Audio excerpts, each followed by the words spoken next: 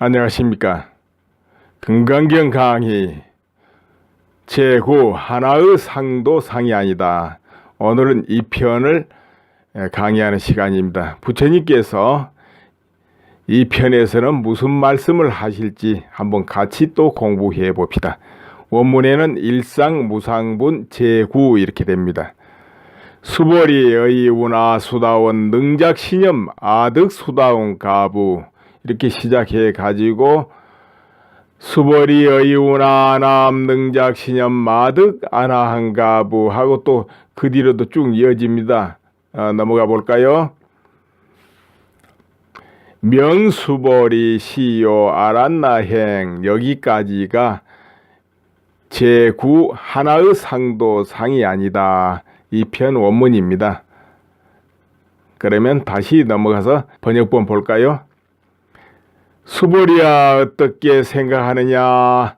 수다원이 능히 이런 생각하기를 내가 수다원가를 얻었다 하겠느냐? 이렇게 부처님이 이제 질문하신 걸로 시작이 되죠. 장로 수보리 이렇게 말씀드리죠. 아니옵니다. 세존이시여 무슨 까닭인가 하면 수다원을 이름하여 임유로 하지만 들어간 바가 없사옵니다. 색성, 향, 미, 족법에도 들어가지 않아서 이름하여 수다원이라 하나이다.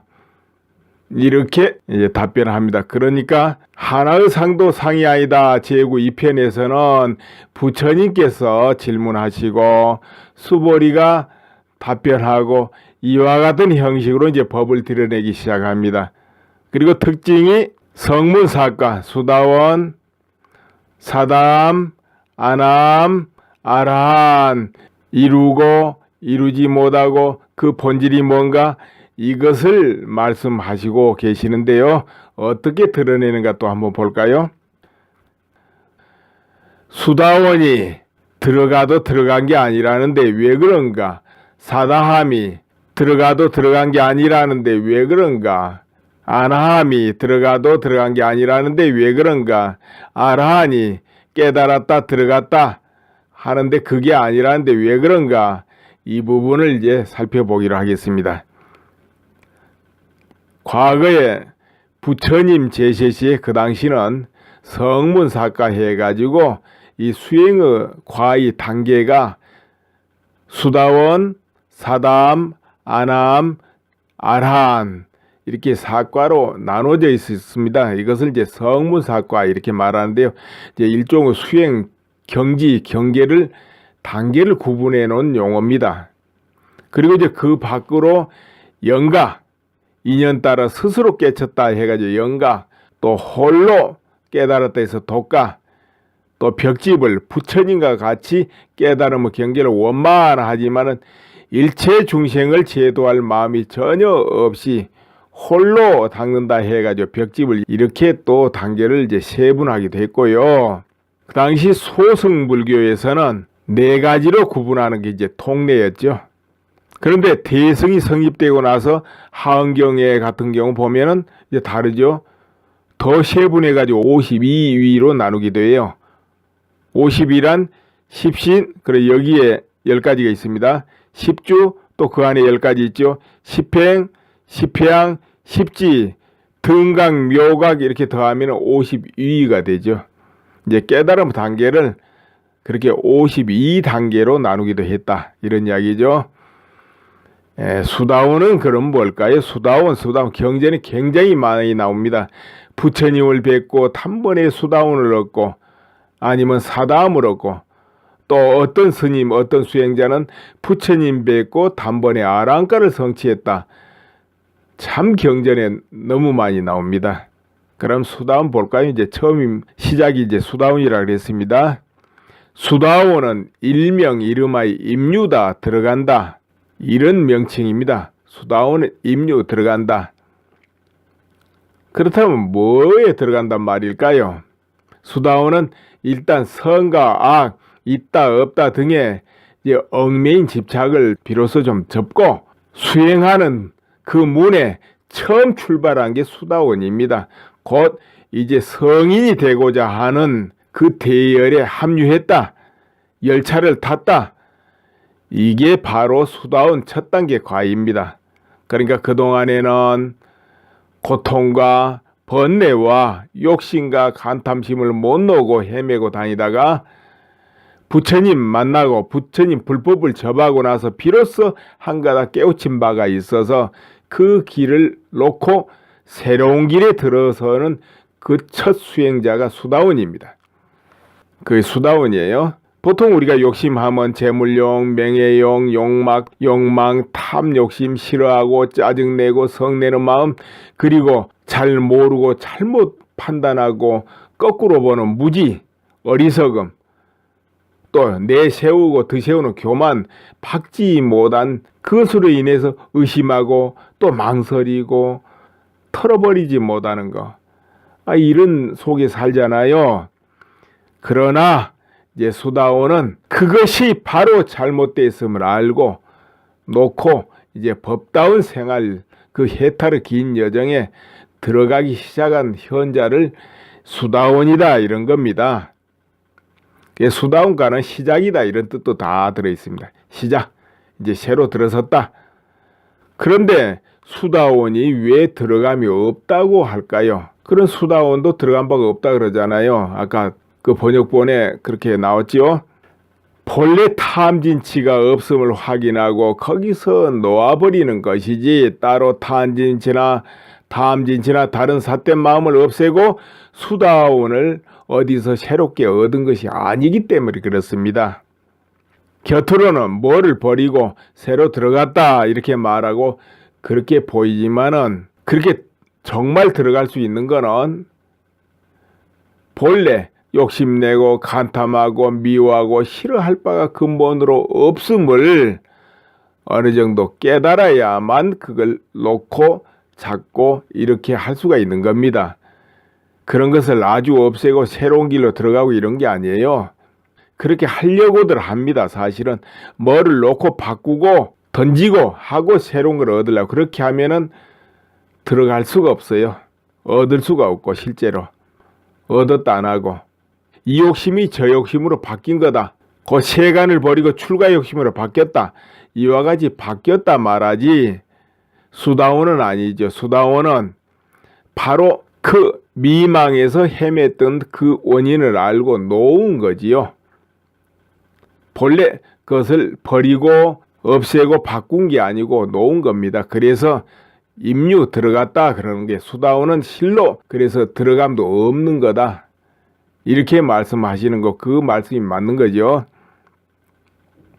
그러니까 그 본질을 알고 그대로 놓은 것이지 바꾸고 없애고 한 게 아닙니다. 그래서 그것을 일러 망상에서 벗어나고 초월했다 이렇게 말할 수 있는 거죠. 이제 그렇게 그것이 시작 지점이기 때문에 수다원 하는데 수다원이 실제로는 어디를 버리고 얻고 이런 건 아니에요. 만약 무엇을 버리고 얻었다라면 아직 수다원 건 아닙니다. 수다원 거 못 얻은 거예요 그거. 그럼 사다음 성취는 뭘까요? 사다음을 성취했다 하면 이제 수다원 다음이 사다음가입니다. 아까 그 번역 이야기할 때 그 부분이 지났기 때문에 그 대목을 한번 읽어보고 상기하면서 다시 해설해야 되겠네요. 수보리야 어떻게 생각하느냐. 사담이 능히 이런 생각하기를 내가 사담가를 얻었다 하겠느냐. 수보리가 말씀드렸다. 아니옵니다. 세존이시여 사담은 한번 왕래한다 하지만 실로 왕래함이 없기에 이름하여 사담이라 하나이다. 그래요. 이제 사담은 수다원을 한 단계 위로 번뇌 망상을 없앴다고는 하지만 속세에 이제 깊은 인연과 탐진치가 아직은 미세하게 남아 있죠. 그래서 이 생에 이 몸을 버리게 되면은 이제 죽게 되면은 다시 한번 인간계에 또 와서 태어나서 그리고 수행한 다음에 그 미세한 번뇌를 끊는다. 이래서 보통 이제 일왕래 그래요. 사담가를 얻는 자는 한 번 더 인간계에 태어난다. 이래서 일왕래 한 번 왔다 갔다 한다. 이래서 이제 사담입니다. 수다원가 성취 이전에 여러 생의 윤회를 역시 거듭해 왔죠. 그리고 이제 수다원 가위를 얻고서도 이제 인간계에 거듭 몸을 이제 받게 됩니다. 정진을 하긴 하지만은, 그런데 이제 사다함가를 성취하면은 한 번만 인간계에 오고 나면은 이제 이 미시한 번뇌를 끊어버린다 이거죠.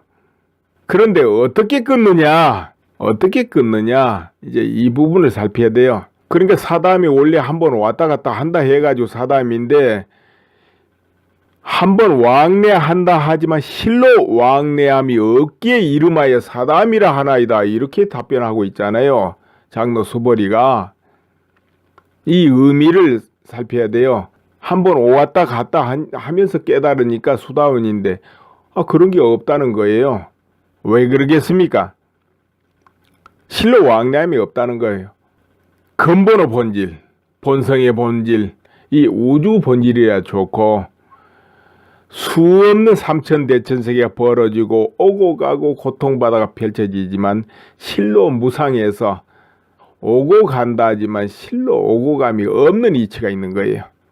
그러니까 수다원을 성취했다, 사다함을 성취했다 하는 자체가 무엇을 얻고 구하고 결실을 맺어가지고 그렇게 된 게 아니고, 그동안에 수없이 붙들고 자기 미시하게 끊지 못한 그런 번민, 번뇌, 집착, 이것이 저절로 놓아진단 말이야. 그걸 지금까지는 잡아야 되고 쫓아가야 되고 이루어야 된다고 붙들고 있었는데, 그럴 대상이 없고 그럴 필요가 없음을 절실히 알아가는 그 힘도에 따라서 수다원도 되고 사다함도 되는 거예요.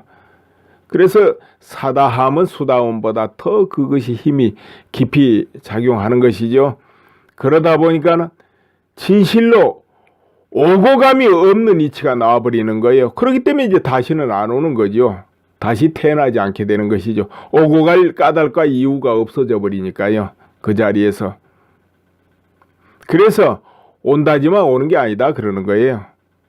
천번 만번 오고 가는 것 같이 보이고 느껴지고 하지만 오고 감이 아니다, 이런 이야기입니다. 본질은 한 번도 오거나 가거나 한 적이 없다, 이것이죠. 안함, 그 다음에는 이제 아나함입니다. 수벌이야 어떻게 생각하느냐? 안함이 능히 이런 생각하기를 내가 안함가를 얻었다 하겠느냐? 수벌이가 말씀드렸다. 아니옵니다. 세존이시여. 무슨 까닭인가 하면 안함은 불례라 하지만 실로 오지 아니함이 없기에 이름하여 안함이라 하나이다. 이 안함가는 불례예요. 다시는 인간계는 안 온다는 거죠.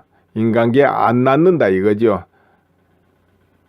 인간계에 낳으려면 그 인간계 인연사 얽힘이 있어야 낳게 되거든요.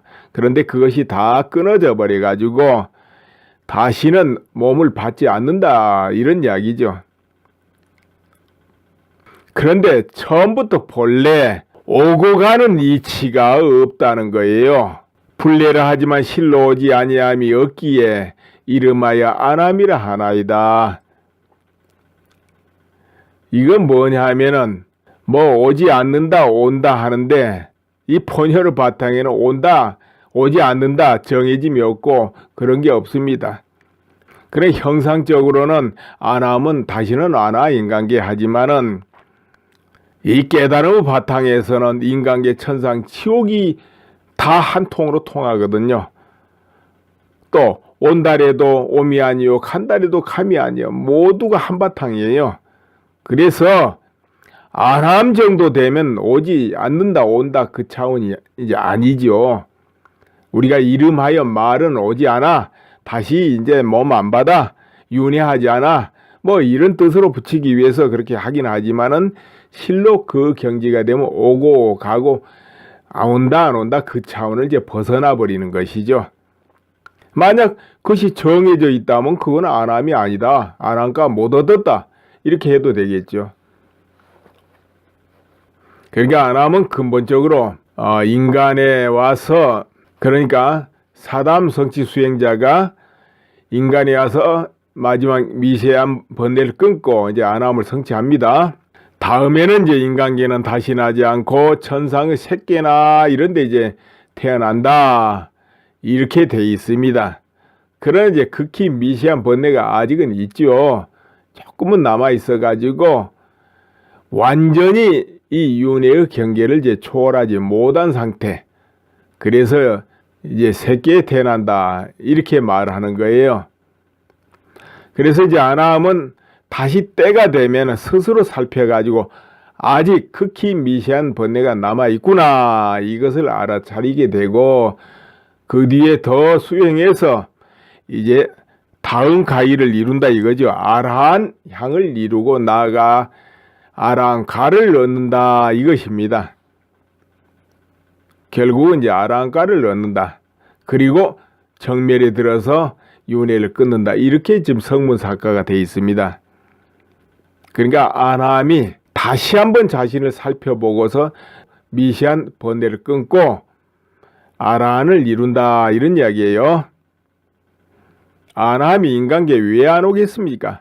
그것은 완전히 인간의 업을 이루는 탐진치 경계를 이제 초월했다 그 말이에요.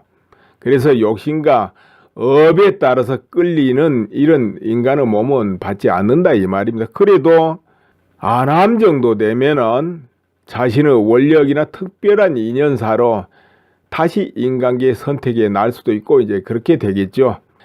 경전에 보면은 부처님 이런 질문해요. 어떻게 하고 싶은가 이런 질문에 어떤 제자는 이 인간계는 다시는 나고 싶지 않고 어떠한 국토에 나겠습니다 하고 자기 원을 말하기도 하고 어떤 깨달은 수행자는 아라한은 이 인간계의 중생을 제도하기 위해서 다음 생에 다시 한번 이 세상에 오겠습니다. 이런 원력을 세우는 그런 수행자도 있고 그래요. 그와 같이 이제 아라함 정도 되면 막 업식이 막 끌려다니고 이런 건 이제 벗어나죠. 그렇지만은 또 인연사로 자기 원력으로 인간계에 다시 한번 올 수도 있고 이제 이렇죠. 그러니까는 아나함은 본래 오지 않는다 이 뜻은 아주 인간계는 못 온다 이 뜻은 아니고 이제 깨달음 경계가 그래서 이제 인간의 몸을 받을 업은 벗어나 버렸다. 그렇지만 올 수도 있고 그래서 오고 감은 형상적으로 선택의 자유다 이런 것이죠. 그리고 이제 본질로 또 보면은 아나함 가위 자체가 실제 가위를 이루는 어떤 표상이 딱 있고 그러면 아나함이 아니죠. 그러니까 아나함 그 본질은 오미 감이 없이 자유롭기 때문에 와도 오미 아니요 가도 감이 아니라 이런 것입니다. 그 다음에 이제 마지막 가위가 아라한이죠. 아라한. 수벌이야 어떻게 생각하느냐.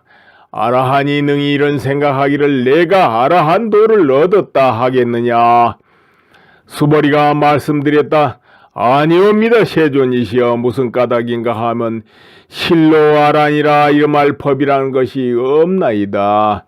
세존이시여 만약 아라한이 생각하기를 내가 아라한의 도를 얻었노라 한다면 이는 곧 아상, 인상, 중신상, 수자상에 집착하는 것이옵니다. 이렇게 이제 본문에 있었죠.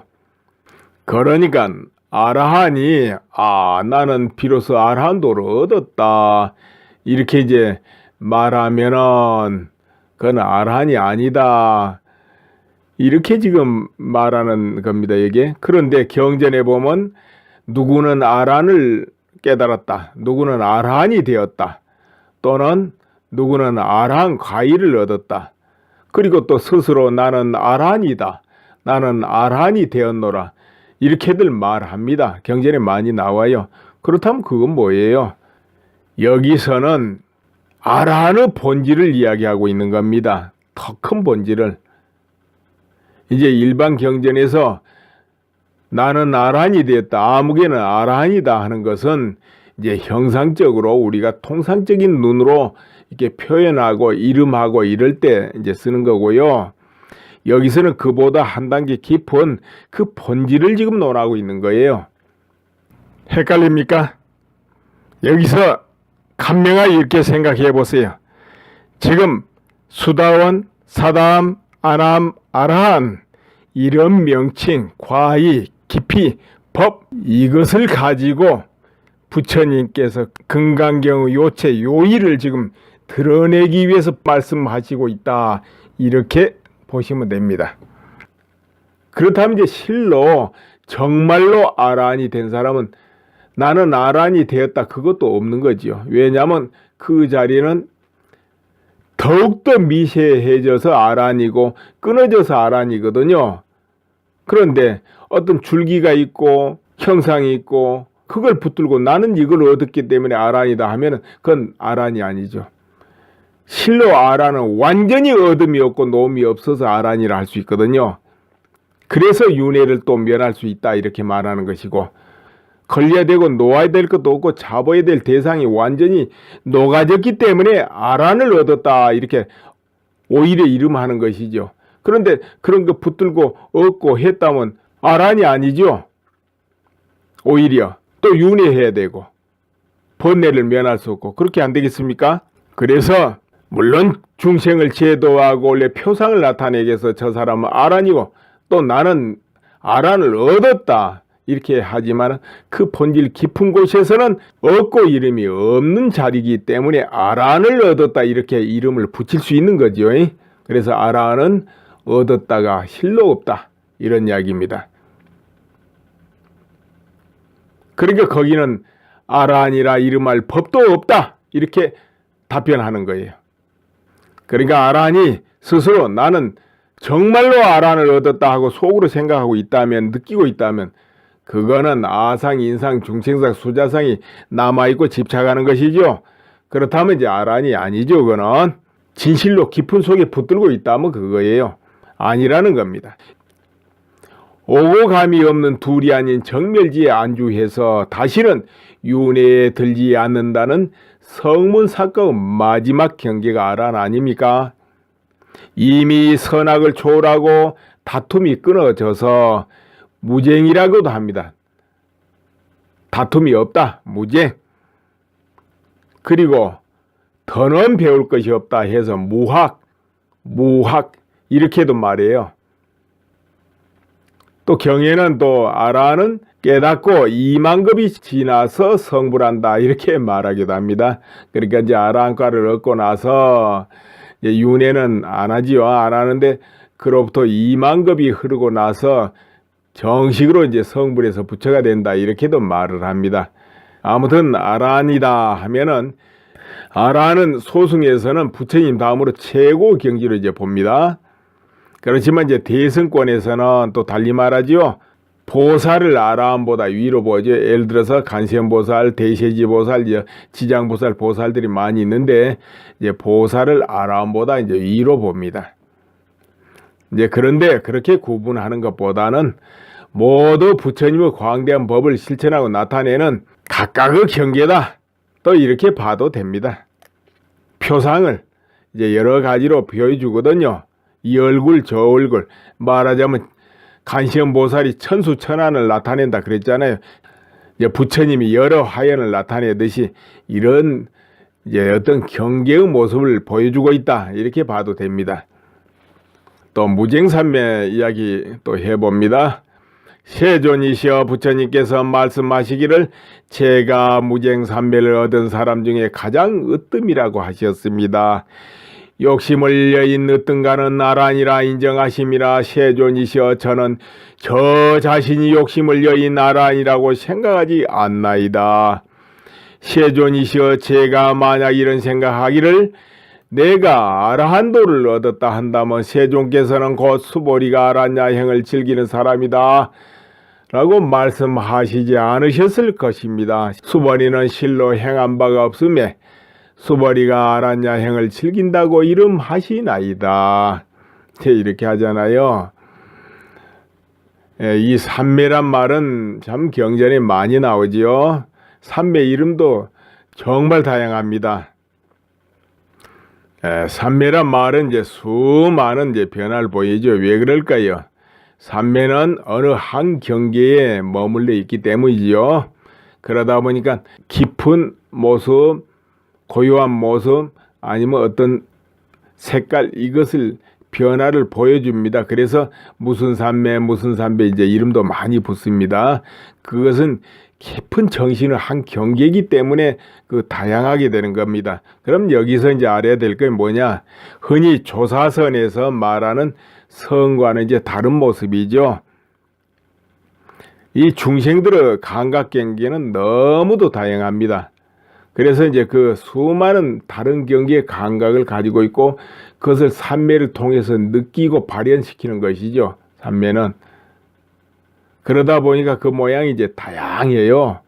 온종일 말 안 하고 시간이 가는 줄도 모르고 종일 앉아있는 삼매도 있을 것이고 다른 세상의 정신을 같이 공유하는 삼매도 있을 것이고 이처럼 헤아릴 수 없는 경계와 삼매가 있게 마련입니다. 그런데 흔히 이제 조사선에서 말하는 대선정하고는 조금 다른 이야기죠. 조사선에서는 일체 들고 나고 아니면 어떤 경계에 머무르고 이런 것은 대선정, 진정한 선정으로 이제 치질 않아요. 일체, 일행삼매, 자고 먹고 앉고 눕고 모든 부분에서 생과 사, 일체 속에서 완전히 똑같을 때 어디에도 걸리고 머무림이 없고 놓고 잡음이 없을 때 또 어떤 경계에 들어가고 나옴이 없을 때 그때 대선정을 얻었다 이렇게 이름하죠. 그러니까 어떤 경계에 들어가고 나오고 하면 이제 그 경계의 삼매를 얻었다 또 이렇게도 말은 할 수 있겠죠. 이게 이 구분을 할 수 있어야 됩니다. 수보리가 아랑가를 넣고 일체의 번뇌, 망상, 의심 그리고 욕심이 사라져서 너와 나도 없는 청정함을 바탕으로 이제 삼기 때문에 이제 옳다 그르다 이 경계가 넘어가 있죠. 그래서 온종일 말을 할지라도 온종일 생각 속에 있을지라도 이제 다툼이 이제 끊어지는 것이죠. 그러니까 겉으로는 때로는 설법도 하고 때로는 질문도 하고 답변도 하고 또 가기도 하고 오기도 하고 이 몸뚱이를 기르기 위해서 공양도 하고 여러 가지 하지 않겠습니까? 그러나 그 바탕에는 모두 일체가 둘이 아니고 다 끊어져 있는 것이죠. 그래서 아랑가를 얻었다 이제 이렇게 했지 않겠습니까? 이제 그런데 마음에 이제 그러다 보니까 어떤 다툼도 없는 거예요. 시비가 끊어져서 마음속에서 옳으니 그러니 싫으니 맞으니 시비가 다 끊어졌습니다. 그렇기 때문에 부처님께서 수보리는 무쟁삼매가 제일이다 이런 칭찬을 하셨던 거 아니겠습니까? 다툼이 없다 이거지요.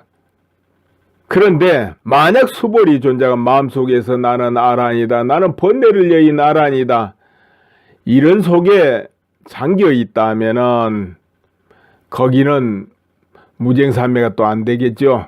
그러다 보면은 또 다툼이 거기서 있을 거예요. 그렇기 때문에 어떻게 부처님께서 무쟁삼매가 제일이다 하고 칭찬하겠습니까? 수보리 존자가 그렇게 안 하니까 칭찬하는 거지요. 나는 아란이다 무슨 번뇌가 끊어졌다 있다 없다 이런 마음조차도 없기 때문에 수보리는 무쟁삼매가 제일이요 이렇게 부처님이 칭찬하실 수 있는 것이지 그런 것이 안 끊어졌다면 어떻게 부처님께서 수보리가 무쟁삼매가 제일이다 이렇게 하겠습니까? 안 하죠. 그 이야기예요. 이 경계 끊어지려면 뭐 버리고 얻고 바꾸려 해서는 안 끊어지거든요. 얻고 바꾸고 잡고 놓고 일체가 무심으로 갈 때만이 이게 끊어지기 때문에 당연히 그 깊이가 깊으면 이제 무쟁이 되겠죠. 또 그것을 무쟁삼매다 이렇게 이름할 수 있는 것인데 아무튼 그 중에서도 수보리가 뛰어났다 이래가지고 수보리가 무쟁삼매 제일이다 부처님께서 칭찬하셨다는 거 아니겠습니까? 이 정도까지 하면 이제 성문사과가 뭔가 대충 이제 설명이 된 것 같습니다.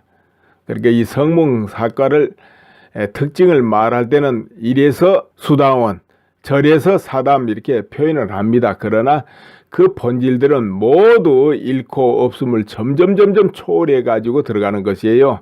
뭐를 얻어 가지고 구해 가지고 만나 가지고 들어가는 자리가 아니다 이겁니다. 그렇게 된다면은 다시 번뇌와 투쟁을 면할 수 없죠. 그리고 또 이어서 인연사에 걸려서 윤회를 면할 수 없겠죠. 그런데 그 일체 본질을 깨달아 버리면은 들고 남이 다 끊어져 버리기 때문에 그래서 윤회를 끊었다, 뭐를 이루었다 그런 것이죠. 이 부처님 법이 모두 소중하고 성스럽습니다. 경전에 나오는 내용 하나하나가 버릴 게 없고 다 훌륭하고 의지해야 될 그런 말씀들 아닙니까? 그래서 모두 믿는 분들은 금과 옥조로 여기고 따르고 믿고 합니다. 또 실천하려고 노력을 해요. 여러분도 그러실 거예요. 그런데 이 묘한 것이 이 모두가 형상이라는 것이죠. 이 형상계는 참 눈앞에 보이니까 따라가고 쫓아가고 배우고 닦기가 쉽습니다. 그렇지만은 여기에 자칫 자기 욕심이 걸려가지고 빠지고 들어가고 이렇게 되면은 그 소중한 말씀을 배우고 들으면서 이 소중한 말씀에 걸리고 집착해가지고 이 마장이 된다 이런 말이에요. 그 부처님 말씀이 그 나쁘고 뭐 마장이 떨어지라고 하셨겠습니까? 자기 스스로 욕심을 내가지고 엉뚱하게 해석을 해가지고 붙들고 이건 신기하다 신비하다 이것은 얻었다 이것이 최고다고 거기 막 빠져가지고 헤어나질 못하고 정신을 못 차리고 그렇게 돼버린 게 이제 마장 아닙니까? 마장이 별겁니까? 거기 들어가든 빠지든 그렇게 걸려서 헤매지 않으면 마장이라 안 그래요? 그거 알고 겪었다 하겠죠. 또 다 겪어보는 게 좋죠. 뭐든지. 공부하면 별의별 걸 겪어야 되잖아요. 정신적으로. 그게 겪는 거는 문제가 아닌데 진리의 말씀이다 뭐다 나쁘다 좋다 하면서 거기에 꽉 매여가지고 헤어나질 못하면은 그 상태가 심하면 마장이 빠졌다 그래요. 마장이 떨어졌다. 그러니까 출가 수행자가 나쁜 데 떨어지겠습니까? 좋은 데 빠지고 떨어지겠죠. 좋은 것은 뭐예요? 부처님 말씀이고 또 경전의 말씀 아니겠습니까? 그것을 자기 욕심으로 마음대로 해석해 가지고 뭐를 얻었다 하면서 거기 빠져가지고 마장이 떨어져요. 그러니까 성문사과를 얻어도 그걸 엉터리로 얻게 되면 그렇게 되겠죠. 나는 무슨 과일을 얻었다고 막 빠져들어가고 거기서 더 욕심을 엉뚱한 걸 내겠죠. 그건 이제 실제로 그 과일을 얻은 게 아니죠. 얻지 않았기 때문에 이제 그런 일이 벌어지는 것이죠. 그렇게 하면서 이제 마장에 떨어지는 것이죠. 곧 마장은 마음의 간탐심이 있을 때 시작되기 때문에 마음의 간탐심이 있으면 그 진리로 쫓아가든 어디로 쫓아가든 이제 마장이 되는데 수행자가 뭐 나쁜 걸 쫓아가서 마장 되겠습니까? 좋은 진리법을 집착해서 쫓아가지요. 다른 건 안 돌아보니까. 이제 그 좋은 진리법을 쫓아가지만은 자기 욕심하고 결합해가지고 엉뚱한 걸 붙들고는 뭘 얻었다 하고 이렇게 돼버린다 이거예요. 그것도 아까 벗어나고 놓고 무심하고 신경 안 쓰고 그러면 상관없어요. 근데 이제 그게 안 되니까 이제 마장이라 그러죠. 이제 이렇게 되는 거예요. 그렇다고 해서 그걸 공포로 여길 건 없어요. 마장 별거 아니라 그랬죠. 금방 그 경험이에요. 경험. 아무거라도 경험인데 붙들고 늘어지는 게 마장이라고 그랬잖아요. 부처님 성스러운 말씀 붙들고 늘어져서 그 빠진다고 해서 무슨 그게 나쁘겠습니까? 뭐 옆에 보기에 흉합니까? 그런 거 아니잖아요. 그래도 깊이 빠져버리면 삿됨을 행하기 때문에 삿된 행위라고 삿된 말을 하고 남으로 하여금 잘못되게 하겠죠. 법이 아닌 걸 법이라 할 테니까.